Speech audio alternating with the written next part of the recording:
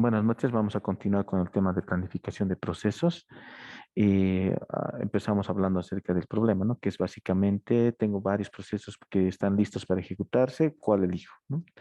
Entonces, hay un módulo dentro del sistema operativo que se encarga de poder decidir cuál es el proceso que se va a ejecutar antes que el otro y por cuánto tiempo se va a ejecutar, ¿no? O cuál va a ser el criterio que se va a utilizar para que ese proceso se ejecute, ¿no? ¿Ya? Después hablamos bueno, lo que se espera, ¿no? Que sea esa planificación, lo más justo, lo más eficiente, ¿no? Que sea un mínimo tiempo de respuesta, máximo rendimiento y mínimo tiempo de espera, ¿no? Y también hablamos acerca de las complicaciones o el problema, ¿no? Que aquí cabe resaltar que sería lo que es relacionado a los procesos. Cada proceso es impredecible, ¿sí? Entonces hay procesos que pueden ser de fracción de segundos, otros que pueden tomar bastante tiempo y bueno, eso es inesperado, ¿no? Hay procesos que se cuelgan o código mal hecho que puede causar que se cuelgue, que consuma recursos. Son tantos lo que puede pasar en cada proceso, ¿no? Hablamos también de dos modelos de planificación, con conmutación y sin conmutación. Sin conmutación es cuando no se puede conmutar procesos, es decir, un proceso se ejecuta y termina, ¿no? Y el otro es con conmutación, cuando el planificador puede conmutar, es decir, sacar a un proceso y meter a otro, ¿no? Eso. Y así hemos empezado a hablar bueno, este caso es el caso de DOS, que hablamos de que es sin conmutación, un solo proceso corriente. Ya hablamos del algoritmo de PEPS, ¿no? Ya, en este caso, es, el, es parte de lo que se conoce como teoría de colas, ¿no? En la cual incluso se maneja una sola cola, ¿no? Se dice que es el mejor sistema y bueno, es simple. El primero en que llega es el primero en ser atendido, ¿ya? ¿Ya? Solo que en este caso, en el algoritmo PEPS, corre hasta que termina, ¿ya? O hasta que se hace una llamada a entrada-salida. Entonces, en esos casos, puede un proceso salir de la ejecución, ¿ya? Y esto puede causar problemas porque se puede dar el caso de que un proceso, que por ejemplo el proceso que esté listo para ejecutar sea un proceso demasiado grande y el de atrás sean procesos pequeños que solamente necesitan una fracción de segundos para ser atendidos, ¿sí? ¿Sí? Entonces ese problema te trae esto del algoritmo PEPS, ¿ya? Después esto del Short Job First y también el de planificación por prioridad. Ambos tienen un mismo criterio, ¿no? Solo me refiero a que se le asigna, en el caso de Short Job First, se ordena por tiempo requerido y en el caso de por prioridad se le asigna una prioridad y se ordena por prioridad. Los primeros, los más prioritarios van primero y así. Pero en ambos casos tiene la dificultad, uno, de poder, en el caso de Short Job First, ah, conocer o saber cuánto tiempo necesita no es algo práctico. Tampoco se le podría hacer una pequeña, digamos, una llamada o una función que diga tiempo necesario, ¿no? Y que el proceso me responda, necesito 5 segundos. No es algo práctico que va a suceder. En el caso de planificación por prioridad, ¿bajo qué criterio voy a decir que este proceso es más prioritario que el otro, ¿no? En el caso de por prioridad, podría ser, digamos, por categoría, ¿no? Si es un usuario del sistema, es un usuario externo, ¿no? Por ejemplo, todos los procesos root podrían tener más prioridad, todos los procesos que son del sistema, digamos, de usuarios del sistema, menos prioridad. Tipo de procesos, ¿no? Si es interactivo, si es de entrada-salida intensivo, es solamente cálculo, bueno, no sé, algo así. También según haya ocupado mantener un historial y se pueda ver, digamos, un determinado proceso, por ejemplo, en el caso de los comandos, eh, se podría tener, digamos, un registro, ¿no? De cada comando, su tiempo medio de respuesta, del tiempo que necesita, ¿sí? Ya que van a ser de uso frecuente, se los va a correr regularmente, ¿no? Sí, y bueno, eso hablamos. Y bueno, y aquí me detengo en lo que es el round robin, que es el que se implementa, el que más se utiliza, ¿ya? Y es el que está relacionado con lo que vimos de cuando hablamos del modelo de estado de procesos, ¿no? ¿Sí? Si se acuerdan, haciendo memoria, es ejecutar, es una llegada, y ahí hay una fecha, ¿no? De ida y vuelta, ¿sí? Y ahí decía cuánto, ¿no? Entonces, justamente es lo que hace esto. Un proceso se ejecuta por un lapso de tiempo y sale y pasa a la cola. Entonces, el proceso este puede venir aquí, ejecutar un quantum de tiempo y volver a colocar aquí. Y así se garantiza que todos sean atendidos, ¿ya? Entonces, esta planificación round robin introduce la conmutación, el hecho de que un proceso tiene que salir y dejar a otro proceso, ¿no? Entonces hago el tomar turnos, ya entre procesos, ¿no? Entonces me toca el siguiente, así, ¿no?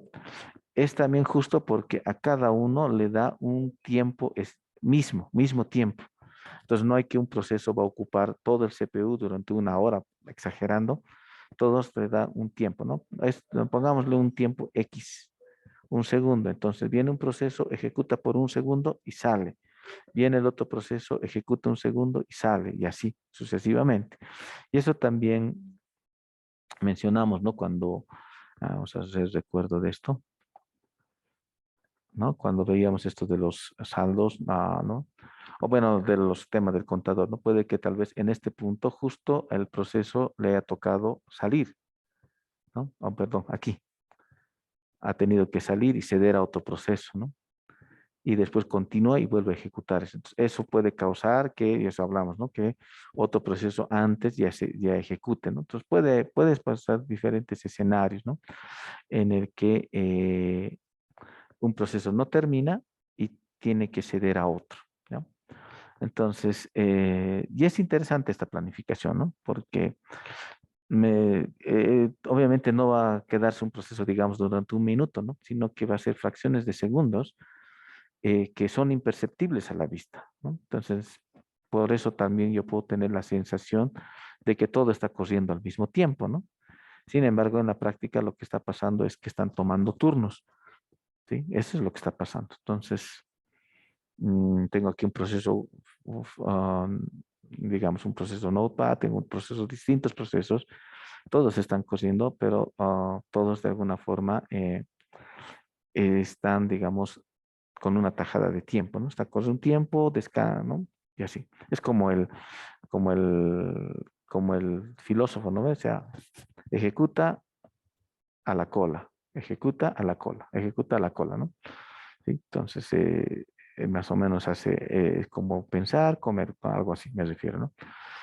Entonces, aquí, digamos, si este proceso es demasiado grande, va a dar más vueltas, ¿no? Digamos, va a tener que hacer unas 5 vueltas. Este proceso en una sola entrada ya termina, este otro en dos, entonces eh, es de alguna forma justo, ya que pues todos tienen la misma oportunidad y todos, digamos, se les atiende, ¿no? ¿Sí? Nadie tiene que estar esperando por un proceso grande y de quedarse ahí varios minutos o segundos esperando por un proceso, ¿no? Eh, ya, en todo caso, bueno, siguiendo un poco, revisando un poco las notas, entonces aquí se introduce el concepto de quantum, ¿no? Un tiempo, una tajada de tiempo. Entonces el proceso va a ejecutar hasta que dos escenarios. Uno, ejecuta una llamada de entrada y salida, ¿ya? Entonces ahí quien sale y entra otro, ¿no? O también cuando termina su tajada de tiempo, ¿no? Entonces se le asigna un segundo, ejecuta ese segundo y tiene que salir, ¿no? El problema está en encontrar cuánto es el tamaño de quantum necesario, ¿no? Cuánto debería ser un quantum ideal. Un segundo, 2 segundos, un nanosegundo, la mitad de un nanosegundo. Ese es el punto, ¿no? ¿Sí? Encontrar esto, ¿no? El dato de cuánto maneja no lo tengo, pero si se trataba, digamos, de programar esto o de pensar, digamos, en cuánto podría ser, el mayor problema sería determinar ese quantum, ¿no? Esa tajada de tiempo. Si el quantum es, lo que hay que considerar es que si pones un quantum muy pequeño, ¿ya? Te la vas a pasar entrando y saliendo, ¿no? Es como que Apenas puse mi nombre y ya me dijeron que me vaya, ¿no? Entonces, no logra hacer mucho, ¿sí? Si es demasiado pequeño el quantum. Va a entrar y ese rato va a salir. Me lo voy a pasar conmutando todo el tiempo, ¿no? Va a ser como los semáforos, como las señalizaciones de alerta, ¿no? Prendido, apagado, así, todo el tiempo está. Uno está entrando, está saliendo, está entrando, está saliendo, ¿no? Y más se le va a pasar haciendo la entrada y la salida. Ahora, si le pongo uno grande, termina degenerándose en PEPs, ¿sí? Como es una cola, porque el round robin maneja una cola, ¿ya? El primero que entra es el primero en ser atendido. Entonces, si le ponemos un quantum de tiempo de 10 segundos, entonces puede que uno necesite un nanosegundo, pero el proceso que está a su lado va a esperar por los 10 segundos, y tiene que esperar por los 10 segundos, ¿no? Entonces, si ese es mi quantum, ¿ya? Mm, esos serían entonces los dos casos a considerar, la tajada muy grande y el tamaño muy pequeño. ¿Hasta aquí alguna duda con round robin? ¿Está todo claro? Ya, creo que sí, no hay ningún comentario. Eh, bueno, de alguna forma, no sé si esto salió tal vez de algún método de planificación en la vida real, ¿no? Eh, quizá tal vez alguno de ustedes indirectamente hacen round robin, ¿no? En su actividad diaria, ¿no? A los que creo que, a los que, al grupo de personas que creo que sí lo hacen es a las señoritas, ¿no? En realidad al género femenino, ¿no? Que realmente siempre he admirado eso de la capacidad que tienen de hacer varios trabajos a la vez, ¿no? Deben tener posiblemente un módulo que aplica round robin, ¿no? Porque están haciendo una cosa, pasan a la otra y después otra y al final es increíble cómo pueden manejar varias cosas a la vez y a todos les dedican a mí el mismo, ¿no? Entonces bueno, eso es lo interesante, digamos, también de cuando estudiamos estos algoritmos, de ver muchos cómo salen de la realidad, ¿no? Muchos de estos algoritmos salen de situaciones que se observan en la vida real o se basan en situaciones en la vida real, ¿no? ¿No? Y se los plasma en alternativas, ¿no? Alternativas de solución que podrían ser efectivas o podrían ser ineficaces algunas de ellas, ¿no? Pero al final son soluciones, ¿no? Otra forma de planificación sería múltiples colas multinivel. Ah, entonces podría hacer esto, ¿no? Es decir, manejo una cola principal y otras, ¿no? Sí, entonces separo, ¿no? Entonces un tipo lo pongo en cola PEPS y otro tipo en diferentes colas, ¿ya? Unos hago round robin y los por lotes PEPS, ¿no? Interactivos me refiero que van a ser tal vez que tengan que, bueno, interactuar con el usuario, ¿no? Esperar entrada, salida y demás, ¿no? Y los otros serían, digamos, procesos cálculos como tal, ¿no? Entonces puedo manejar de ese modo, combinando una cola PEPS con round robin.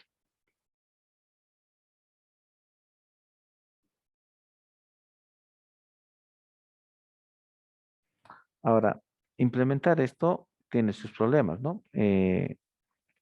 Son distintos parámetros que tienes que definir, ¿no? Para empezar, digamos, ¿qué proceso le vas a mandar a una cola? ¿Cuál proceso lo vas a mandar a la otra? Bueno, eso es primero, ¿no? ¿Bajo qué criterio? De nuevo estamos con el tema del quantum. ¿Cuánto va a ser el quantum que va a ser ahora? ¿Cómo vas a coordinar si se fijan aquí en este planteamiento? eh, estaría prácticamente diciendo que voy a tener dos procesos corriendo a la vez, ¿sí? Porque este viene, ¿no? O podríamos pensar que podría ser por turnos, ¿no? Un proceso entra hasta terminar y después un lapso de tiempo hace el round robin. No sé, podría ser una alternativa, ¿no? Pero en este caso ya me está planteando eh, ciertos, mm, ciertos escenarios, ¿no? Que se tendría que cubrir, ¿no? El hecho de manejar varias colas, sincronizarlas Incluso en este caso, digamos, ¿cuántas colas van a ser? ¿Va a ser 2 colas, 3 colas? ¿No? Ya de Pepsi está claro, una sola cola ya. Pero los otros, ¿cuántos, no?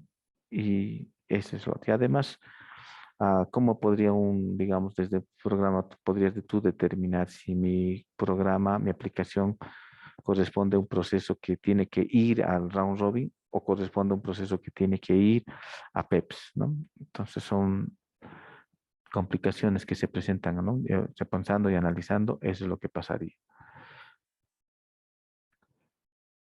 Este otro es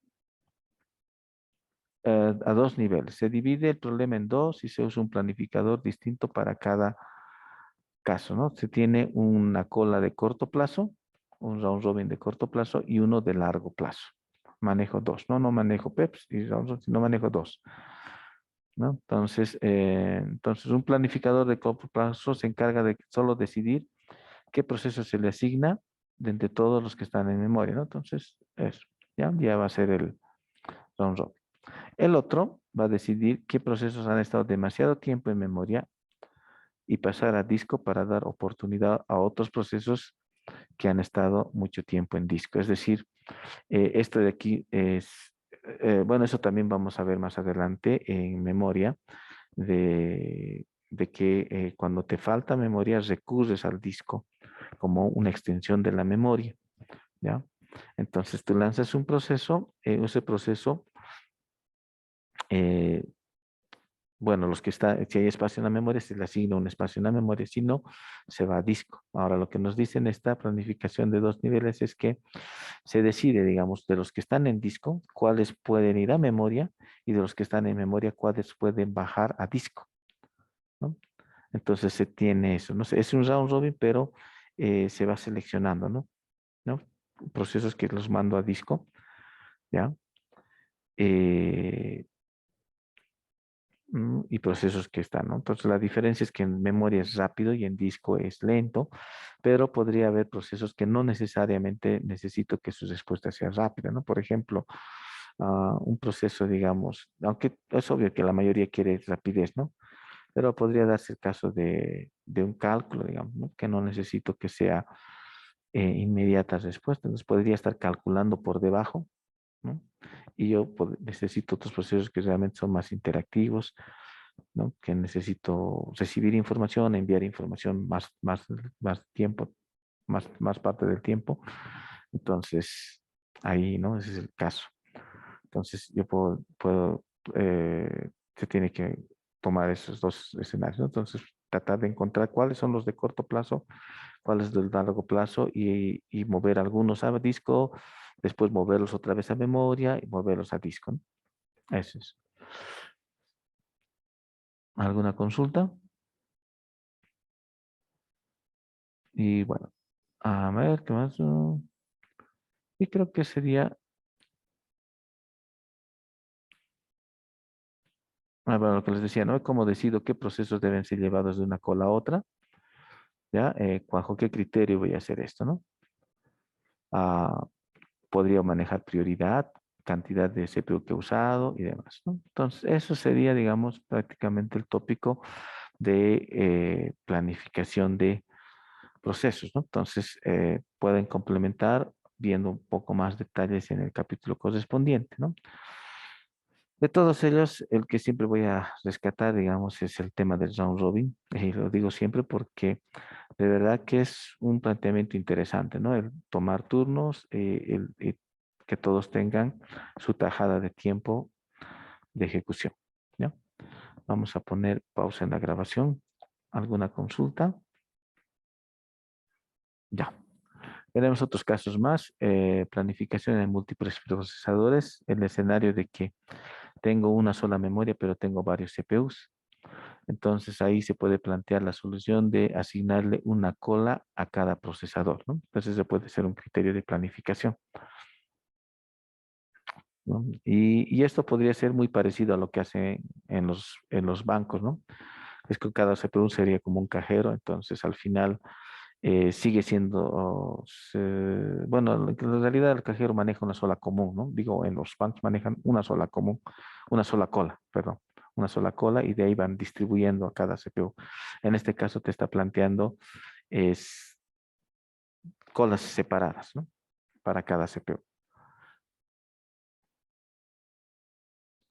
Entonces, pero este planteamiento, digamos, de tener varias colas, puede originar el problema que está descrito, ¿no? Que digamos, uno de los CPUs tenga una cola muy larga y el otro una cola muy corta, lo que ocasionaría, lo que rompería lo que hablamos, ¿no? Que se reduciría la productividad, ¿no? Tendría, digamos, procesadores ociosos, ¿sí? Por ejemplo, en este gráfico, ¿no? Este tiene varios procesos y este poco, entonces se lo va a pasar más tiempo atendiendo, en cambio este va a estar de ocioso prácticamente más a ver, ya pongámosle el 5 veces más del tiempo que ha usado, ¿no? Entonces, para esto, la solución sería la que sí se aplica en los bancos, ¿no? Una sola cola y voy distribuyendo a cada procesador. Esto sería mucho más justo y mucho más eficiente, ¿no? Manejo una cola, llega un proceso, le asigno un proceso a un CPU, llega al otro, asigno al otro CPU y al otro, ¿no? Y así voy utilizando cada procesador, ¿no? Esto, digamos, ya podemos pensar esto más ya en máquina servidor que hablamos, ¿no? Los tipos de sistemas operativos de servidor, pero en el caso de que la máquina como tal tenga más de un procesador, ¿no?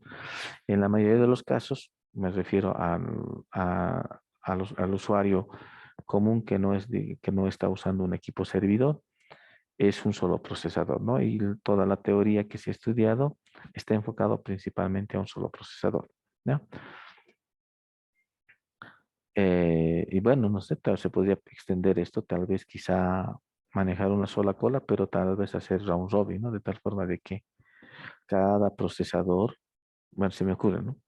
Podría manejar la misma tajada de tiempo. Entonces le asigna, viene aquí, y siempre van a estar todo el tiempo atendiendo una tajada de tiempo, ¿no?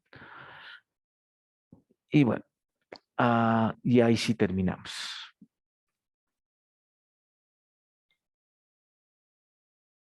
Ahora, bien, entonces con el tema de planificación se termina todo el capítulo 2. Pasamos y hacemos un salto al capítulo 6 que está como bloqueos en el libro o deadlocks en inglés, ¿no? ¿Ya?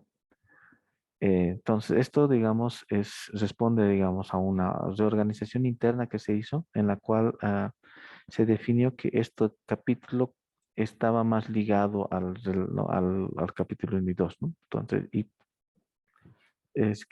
que sea parte del primer parcial, ¿no? Entonces, es un acuerdo más interno, ¿sí? ¿Ya? Porque en el libro, digamos, después de esto correspondería memoria, después sistema de archivos y recién bloqueos, ¿no? En este caso se hace ese cambio. Bien, bueno, vamos a hablar de conceptos, vamos a hablar de condiciones para producir bloqueos, modelado, tratamiento de bloqueos, estrategias, detectar y recuperar. ¿Ya? Bueno, la idea de bloqueos justamente hace referencia a lo que estamos muy acostumbrados en nuestro país, ¿no? A una situación en que tienes varias entidades que se quedan literalmente, bueno, valga la redundancia, bloqueados sin poder avanzar, ¿no?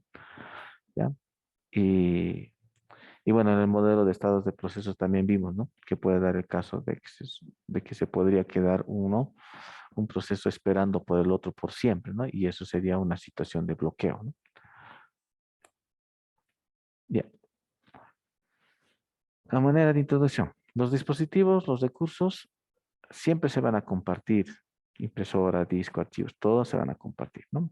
Otra vez vamos a mencionar y muchas veces lo vamos a hacer de la limitación. No tenemos recursos infinitos, ¿ya? No hay recursos infinitos. Por mucho grande que sea la memoria, llega algún momento te falta espacio de memoria. Por mucho que tengas bahías en tu CPU, bueno, si es que alguno tiene CPU, en algún momento puede llegar a faltarte, ¿sí?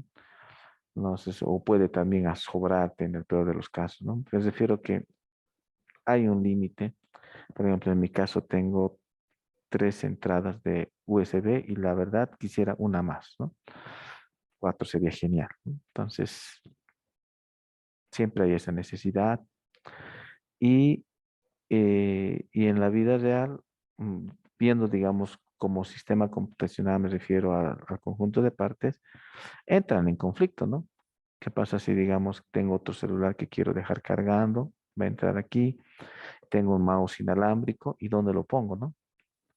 Ya he gastado mis puertos, voy a tener que sacrificar, ¿ya? Entonces va a haber un conflicto, ¿sí? Entonces puede ser que hay algunos que estén, bueno, eso es como lo mismo que hablamos de las condiciones de carrera, ¿no? Solo que en las condiciones de carrera estamos hablando de querer entrar a la región crítica, en este caso estamos enfocándolo más de usar un recurso, ¿no? ¿Sí? Entonces va a haber ese conflicto. En algunos casos, el sistema operativo tiene que dar acceso exclusivo a ciertos recursos, ¿ya? No puede darse el caso de hacer tipo round robin, ¿no? Que un ratito entre y salga, ¿no? No podemos aplicar el modelo de exclusión mutua. Una vez que entra, sale. No podemos aplicar eso, ¿no? El claro ejemplo, que tal vez lo más adelante volvamos a, bueno, el claro ejemplo, perdón, sería, digamos, la impresión de un documento, ¿no? ¿Sí? Entonces no podría yo, digamos, poner en mi talonario, en mi impresora, digamos, un conjunto de hojas y que las 3 primeras hojas sea del documento A, las otras 3 del documento B, las otras 3 del documento C, ¿no? Aplicando, digamos, el concepto de round robin, sería medio eficiente eso, ¿no? Entonces, los 3 procesos lanzan para imprimir, hago una cola round robin, y el proceso, uno entra, imprime 3 hojas, el otro entra 3 hojas, el otro entra 3 hojas, ¿no? Eso sería medio tonto, ¿no? Porque una vez que yo estoy mandando imprimir, lo que espero es que se termine de imprimir, ¿no? Ahí sí tengo el problema, ¿no? De que un usuario puede estar imprimiendo una hoja, el otro 100 hojas, ¿no? Pero si es 100 hojas, tiene que terminarse. No puede ir compartiendo con otro documento, ¿no? Entonces, en algunos casos, como ese, por ejemplo, el sistema operativo tiene que dar acceso exclusivo, ¿sí? Tiene que tener, como quien dice, el ser dueño y señor de ese recurso. ¿Qué es un interbloqueo? Ese es el otro concepto, es el otro término que se utiliza. Bloqueo, interbloqueo o deadlock, ¿no? Pero en el libro está como interbloqueo. Entonces, es el bloqueo permanente de un conjunto de procesos o hilos de ejecución en un sistema concurrente que compiten por recursos del sistema o se están comunicando entre ellos, ¿ya? Esa es una definición de bloqueo, ¿no? Bloqueo de un conjunto de procesos o hilos en un sistema concurrente que está en donde compiten por recursos o bien se comunican entre ellos, ¿no? La otra definición ocurre cuando un conjunto de entidades activas usan un conjunto de recursos. Pero esto está más definido, más enfocado a cuándo ocurre, ¿no? Tengo entidades y tengo recursos, están queriendo usar y ahí ocurre un bloqueo, ¿no? En algún momento se pueden bloquear porque uno está usando, el otro está esperando y al final se queda esperando por siempre porque el otro nunca lo libera, ¿no? La entidad activa, basándonos un poco en esto, que hemos hablado de entidades activas, sería un proceso o un hilo, ¿ya? Y el recurso va a ser cualquier artefacto, y aquí vamos a utilizar 3 términos: adquirir, utilizar, liberar, ¿ya? Es un recurso, se adquiere, se utiliza, se libera. Entonces, cualquier artefacto que se debe adquirir, se debe utilizar y se debe liberar en el transcurso de tiempo, ¿ya? Después, otro concepto aquí importante es el de recursos apropiativos, ¿ya? Y recursos no apropiativos. Y está relacionado con lo que hablamos de exclusividad. Hay algunos recursos que pueden ser quitados sin causar perjuicio y otros no pueden ser quitados así, porque quitar sería un perjuicio, ¿no? Entonces, imprimir a media, ¿no? Por ejemplo, Algo que puede ser un tanto peligroso es un disco a medio escribir que lo saque, ¿sí? O que se quite el acceso. Hay algunos que no me representan ningún problema, digamos, ¿no? Por ejemplo, mi headphone, que lo saque, no pasa nada, ¿no? Entonces, hay escenarios en los cuales un recurso se puede quitar sin causar ningún daño, ningún perjuicio a nadie. Y en algunos casos no se puede quitar porque si se lo quita causa perjuicio, ¿ya? Entonces, la adquisición de recursos, bueno, hablamos ya anteriormente, ¿no? De tres casos. Lo vamos a reformular como solicitar, utilizar, liberar, ¿no? ¿Sí? Entonces, se solicita, se utiliza y se libera. Y eso es algo que tendría que pasar con un recurso.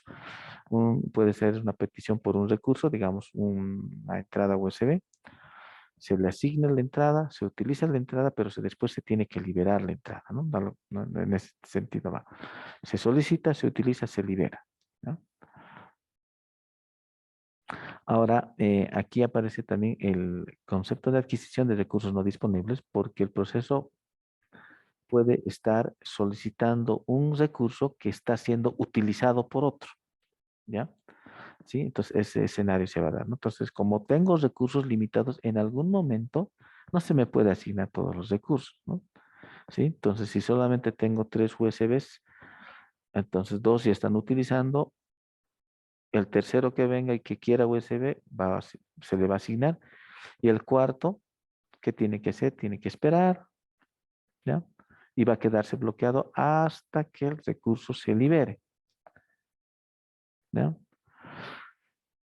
Entonces, en algún momento puede que el proceso que está solicitando o fallar y volver a solicitar, ¿no? Entonces, mm, va a haber ese escenario, ¿no? Que también indirectamente hablamos anteriormente, ¿no? De eh, cuando hicimos semáforo, ¿no se acuerdan? Llega a cero, no hay que asignar, entonces tengo que dormir, ¿no? ¿Sí? Entonces, estamos en un escenario similar. ¿Qué más? Hay condiciones para decir que ha ocurrido un interbloqueo. El primero es la exclusión mutua, ¿no? El hecho de que un proceso se le asigna a un recurso, ¿no? Un recurso, sea recurso proceso. No puedo tener un proceso usando varios recursos. Cada recurso puede estar asignado solo a un proceso en un determinado momento. Retención y espera. Los procesos que actualmente tienen recursos asignados pueden solicitar, ¿no? Sí, nuevos recursos, por si acaso, ¿no? Solicitar. Entonces, estoy usando un recurso, pero necesito otro. Esa es otra condición. Estas son las condiciones de Kaufman, que también las pueden ampliar en el libro, ¿no? Entonces, aquí lo que estamos viendo es un resumen del capítulo como tal. Condición apropiativa, la tercera. Los recursos otorgados no se pueden quitar por la fuerza. Deben ser liberados de manera explícita por el proceso que los contiene, es decir, que el programa, programa proceso, tiene que tener su opción de salir, ¿no? Para liberar, o su opción de este touch, como se dice en inglés, ¿no? De no usar el recurso, ¿ya? Y el otro es espera circular. Un proceso puede esperar por un recurso asignado a otro proceso, ¿no? Y esperar ¿no? O sea, formar como una espera mutua, ¿no? ¿Ya? Esas son las condiciones, ¿ya? Las condiciones que están definidas, condiciones conforme, para poder decir que hay un interbloqueo, ¿no? Una forma de modelado es esta, ¿no? Posesión de un recurso, este es el recurso, este es el proceso, y solicitud de un recurso, que sería el proceso B, solicita el recurso S. El recurso R está asignado a, y este sería, digamos, un caso de un bloqueo. Digamos, aquí tenemos posesión de recurso. T está asignado a D, ¿ya? Pero C solicita T. D está solicitando U, pero U está asignado a C, ¿ya? Entonces ha formado una situación circular. y ese sería un bloqueo, ¿no? Entonces, bueno, la siguiente vamos a hacer, esto tal vez lo hagamos en pizarra, vamos a verlo, ver algunos ejercicios de estos, ¿no? Del tema de moderado de interbloqueos, ¿no? Que consiste básicamente en ver si en algún momento se ha logrado generar una condición circular, ¿no? Es decir, entre posesión de recurso y solicitud, una condición como esta, ¿no? Este está asignado a este recurso, pero este lo está solicitando y está esperando. Este recurso está asignado a este, pero este recurso U lo solicita D.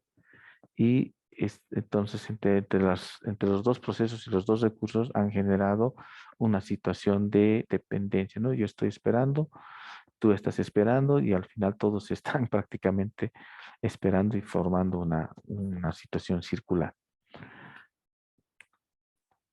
Ya. Y bueno, ah, estrategias, ahora hablaremos de las estrategias para solucionar el problema de bloqueos. La primera se conoce como el algoritmo del avestruz. ¿Ya? Pareciera, no es uno de los algoritmos más chistosos, lo digo así porque alguna vez también quise profundizar de qué trata todo eso, ¿no? Pero en realidad es simplemente ignorar, en eso consiste.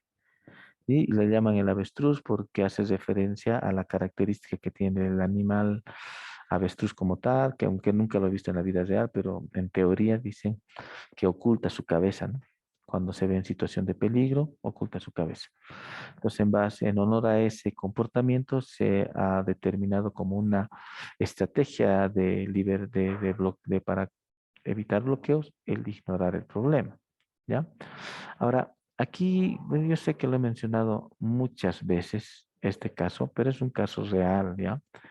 No se me ocurre otro ejemplo para poder darles, digamos, el caso de ignorar.